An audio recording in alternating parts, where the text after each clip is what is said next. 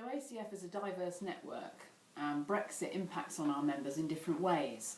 Science funders, for example, are concerned about international collaboration and freedom of movement. Environmental funders are concerned about taking the opportunity to enshrine the highest possible standards for the UK going forward. And funders with a concern for democracy are monitoring the way in which Brexit is enacted in our Parliament and in our legal system.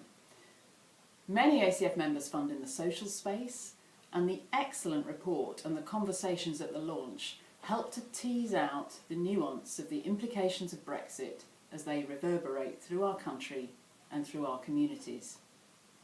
All funders, whatever their area of benefit, their charitable objectives and their location, have a role to play in making a positive contribution to the post-referendum landscape. And the discussion at the launch made a substantial statement about what that could include, and some interesting possibilities were explored at local, national and international level. Too often I hear that we cannot influence change because the government is tied up with Brexit. But actually, for many areas of interest, now is precisely the time to influence change if you're concerned about human rights, about environment, about conservation or immigration policy. And as the report and the discussion at the launch made clear, even if those aren't your priority areas, there's still much to do. From an ACF perspective, our mission is to support foundations to be ambitious and effective in the way they use their resources for social good. So this report sits clearly in that space, and we were delighted to chair the discussion at the event. We will continue to convene and seed conversations that enable funders to get to grips with this most fundamental challenge of our time. As the representative body for foundations in the UK, we also have a role in influencing the issues that will affect the foundation landscape, such as the £300 million worth of European funding that's currently spent on tackling social exclusion in some of the areas that can least afford to lose it. We've been active, together with other representative bodies and in our own name, in highlighting the implications that the loss of this funding would have and the importance of it continuing. We anticipate a consultation by the government on the Shared Prosperity Fund later in the year, and we'll be involving members in those discussions as they evolve.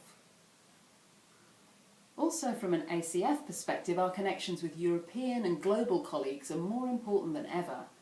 We're active members of the Daphne network. That's a pan-European network of ACF's peer organisations, institutions like ACF that support the philanthropy landscape in individual European countries. And we value our membership more than ever because it enables us to come together and consider issues that affect all foundations. Increasingly, they're driven by an agenda that's not limited to the borders of the EU. It's driven by issues like anti-money laundering, anti-fraud and anti-corruption at a global level. All of those are really worthy initiatives, but it is sometimes the unanticipated consequences of initiatives designed to tackle those challenges that can cause problems for foundations if the implementation is poorly thought through. Summing up the discussion at the Social Brexit launch is really challenging.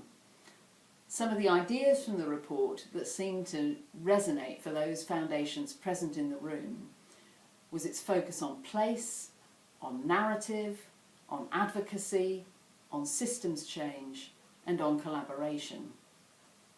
And I also heard questions around the mandate of foundations, their democratic accountability and how to ensure greater participation in decision making.